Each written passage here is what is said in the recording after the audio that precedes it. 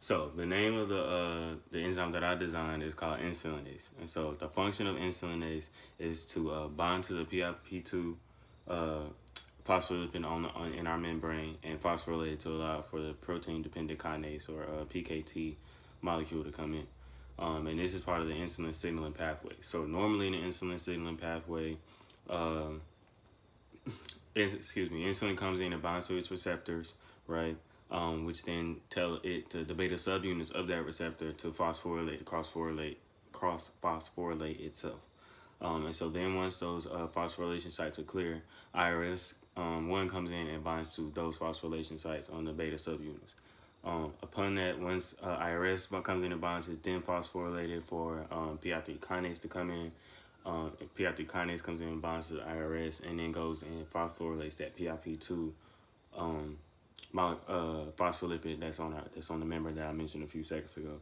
And so that makes that PIP3. And then once PIP3 is recognized by PKT, that's when, PKT comes in to be phosphorylated by the PIP3. Once that's phosphorylated, it serves as a recognition site for AKT, which comes in and binds to the PKT, which then, once that happens, the AKT sends a signal, the insulin signal, to be further into the cell for our body to release insulin.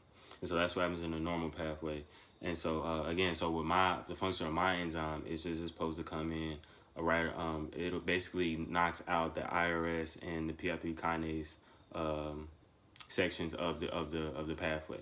So that's how it's going to speed up. It's not going to require as much energy to bring those two molecules in so they can serve as the binding sites. If it's just going to be as soon as the insulin signal goes down to the beta subunits and those cross phosphorylated, then the signal, insulinase will be released, and then it'll go straight up to the PIP3 enzyme or phospholipid on the membrane, so it'll to phosphorylate it, so then it can go straight to the PKT and the AKT instead of so again we're just skipping the IRS and the PI3 kinase stages.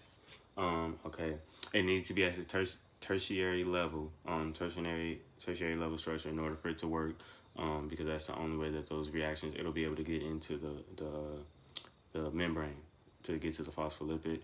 And it only works with PIP2 because PIP2 contains stearic acid, and my enzyme loves stearic acid. It drinks it for breakfast in the morning. And then, and so again, I already explained how it's going to require less energy by doing this, because again, it's going to cut out the IRS and the PI3 kinase part, so it doesn't need that energy to phosphorylate those or bring those in the bond. And so that is insulinase.